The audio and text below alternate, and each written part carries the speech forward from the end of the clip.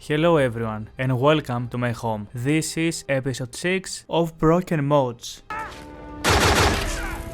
which I like to call them sus mods. If you're someone who is having hundreds of mods, and I know many of you have over 1,000 mods, sometimes there is those few mods hiding in our load order that are causing different type of issues. That can be conflict issues, that can be FPS issues, that can be anything you can imagine, in worst case being crashes.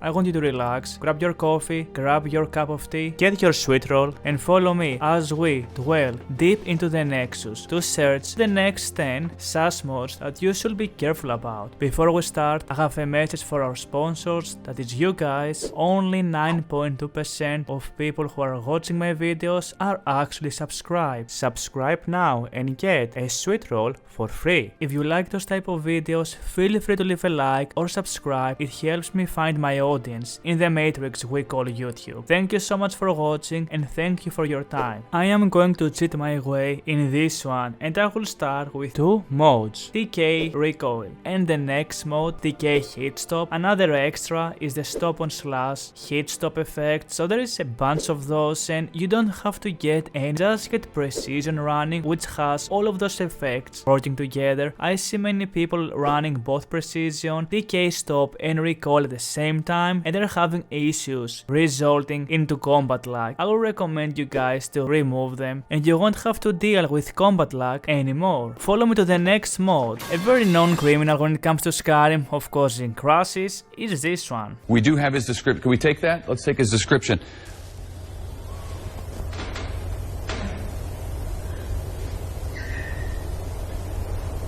Okay. Well, he's got a nose and some hair that goes like that. A particular crime. It's got kind of a chin that comes down to almost a point. That's right, those are horses. And this is convenient horse. Now before you drop the hoopla on me, I wanted to state that there is two things that are broken with Skyrim. I've covered or talked about how buggy children are, and the same thing goes with horses. If convenient horses had a bug section, it will have, I'm very sure about it, a 4-digit number. You can patch it around and find ways to make convenient horses work, but honestly guys, there is no need for you to do this. I have a solution for you. To be more precise, 4 solutions that will give you the same if not better results than convenient horses. First of all is horses simply turn better by Loki was taken, which makes horses turn better because riding a horse in Skyrim apparently it's harder than riding a tank in real life when it comes to turning. This mod fixes that. It is scriptless. You also have stamina of Stitch, again it's scriptless, and you want to go and combine that with the riding animation overhaul, which is a new mod that came out, which adds a bunch of animations for you riding horses. So all of those 3 mods, again, you can use them to completely overhaul horses without having to deal with the convenient horses issues. Next, we have maybe my most favorite mode of all time. This is Killable Children. Check it out. Let's be honest here, both you and I have thought about this since the very first day we played Skyrim. This mode is extremely buggy. I will be repeating myself here. Any mode that alters the scripts when it comes to children and horses, it's a very spooky mode, so you should be very careful. Next I have a mode which is not exactly that buggy compared to the rest of the mods in this episode. However, I wanted to address this one, and this is Volumetric Mists. This is a mode that is going to give density to the areas in Skyrim. It's going to add mists or fogs, however you want to call it, and it's a very cool and immersive mode. The reason I'm covering this is that dependent on what weather mode you are using, on what lighting mode you are using, if you are using NPC or community shaders, having extra mist, it is going to cause you to lose a little bit FPS. Be careful of adding mists or fogs. Any weather mode you are using is going to add those unless you really like fogs and you want yourself to be filmed in another episode of the Lost series. I would recommend you to avoid any of those mods. Again, just for disclaimer, I don't think this mod is bad or anything. However, I always love to play with 60 FPS, and every time I had this mod, it doesn't matter how small my mod list is or how big it is, I always lose FPS, and I'm getting some issues like fast travel issues. There is some weird texture issues happening if you're using ARM or Majestic Mountains, which is the best mountain mods. I've been using Volumetric Mists for so long to know that I don't need to use it anymore. Next we have a mod that has been causing crashes for almost a decade. Many of you are going to hate me for this. However guys, I'm doing this for you. I recommend you not to use Hunterborn. And you will say, Kavou, not the Hunterborn. This mod is extremely buggy guys. It's going to cause you countless of conflicts with the world. It is absolutely a very spooky mod to use. There is few mods that have come out that replace this that I'm going to mention. And you can start with a simple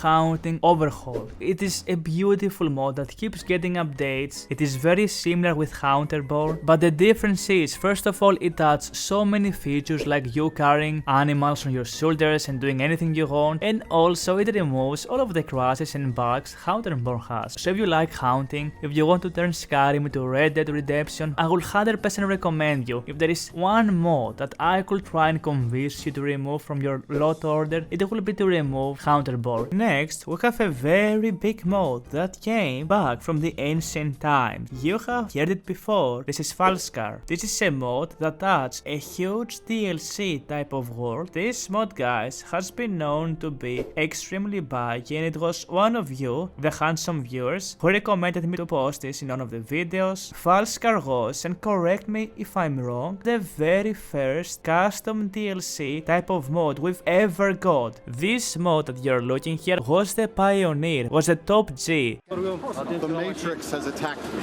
To give us a completely new world. The mod is extremely popular, but over the years, people realized how broken this mod is. It doesn't have any support, no patches, no updates, it has bugs everywhere. You will get multiple crashes with this. Also, the whole world, and that's a subjective opinion, it feels like me, very empty, almost hollow at points. If you compare Falskaar, and again, I don't make those videos to down talk to the mod authors, I think Alexander's work was amazing. His contribution to the modding community was absolutely insane. However, if you go and compare Falskaar with even some of the older quest mods we've got, like Vigilant that still gets updates, or any of the modern mods we're getting when it comes to adding new locations, I don't think Falskaar is something that you should have in your lot order. Get and play this mod if you never experienced Falskaar before. Maybe just install the vanilla game and just add Falskaar for the Christmas season for you to play and enjoy. That's my honest brutal opinion about this mod guys. I will recommend you to remove this from your lot order, and thank you for your advice on me covering this mod. I want to stop here and say that if you have any other mods you want me to introduce to the series, you can type them down in the comment section. I always read the comments. Always. It doesn't mean that I'm going to cover the mod you're implying, but if it's a mod that I have used before, I'm gonna give it a look. Then we have another mod which is called Skyrim Skill Uncapper, and what this mod does, it helps custom frameworks to work. A very famous one is custom skill frameworks, which you can use for subclass of Skyrim, or the very famous dragon perk overhaul. So this mod unlocks those options. Since it got its latest update at 2017, this mod is known to be very buggy and not working properly even when it comes to installing mods, let alone running those mods. The reason I'm including this one is because now we have a solution for this, and this is the newest Skyrim Skill Uncapper that came out few months ago, and this mod is absolutely fantastic because it replaces the old version with the Skill Uncapper with this. If you're someone who is using the old Skill Uncapper, I would recommend you to replace it with this one. It works also with Anniversary Edition. Just be careful not to do this in mid playthrough. That being said, that was a very fast one, and let's move to the next one. We have another one of those OG mods here, and do you like skeletons? Do you think skeletons are cool? Then this is Beast Skeletons. This is a very cool mod that many people use it with the HD skeleton replacer, which is very famous. However, what you are looking at is an illusion.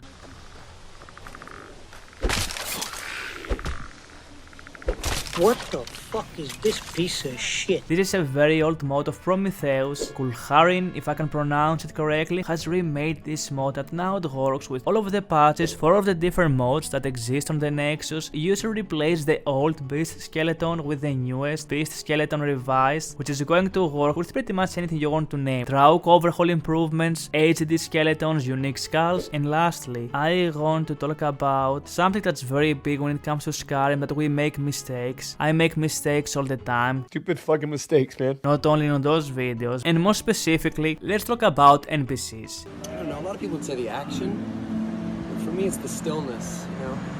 It's like those quiet moments. NPCs are everywhere in Skyrim, and usually one of the most high-sought mods are those well-famous NPC Overhauls. I'm not here to give you a specific NPC Overhaul that I am using. You can pretty much find your own that works with, depending on what you want to do. However, you should be very careful of what NPC Overhauls you are putting in, because messing up with NPC Overhauls can be extremely messy for your game. It is going to resolve into NPCs having black faces, graphical glitches, and many other issues. Anytime you install any NPC overhaul, be very careful what type of overhaul you are using, and always check the NPCs you're altering. Don't try to mix many different NPC type of overhauls together, and if you are using high polyhead, be again careful of installing the high polyhead version. It's quite simple once you get the use of it, but again I wanted to warn you to be very careful about it. What I'm doing on my current mod list is that I'm using vanilla hair remake, and the cool thing about this specific hair remake is that you can have the new hair textures, have NCP physics for all of the NPCs, which again, you're kinda overhauling all of the NPCs by adding physics to their hair. It doesn't cost almost no frames at all, and I like to use the vanilla hair salt and wind mod, which also alters the hair color, makes it much more better looking, and you can patch it as well with the high poly vanilla hair. I like to use clever ways to overhaul the NPCs without altering them too much. I like the vanilla look when it comes to Skyrim, and the more complicated overhauls you install for the different NPCs you want to change, the more weird your game will look, and the probability of encountering issues will be much more higher. That was another 10 mods that you should be very careful of putting them into your load order. Next video I will be uploading will be about underrated mods, so if you would want to see more of that content, feel free to drop a like, subscribe for more. I love you, and I will see you on the next video. Take care, associates, and until next time, happy modding.